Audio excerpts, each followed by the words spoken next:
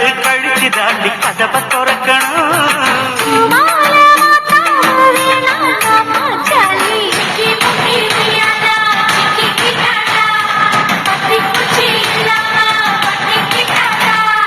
மச்சாங்கிட்ட முந்தானைய தந்து வைப்பாளா,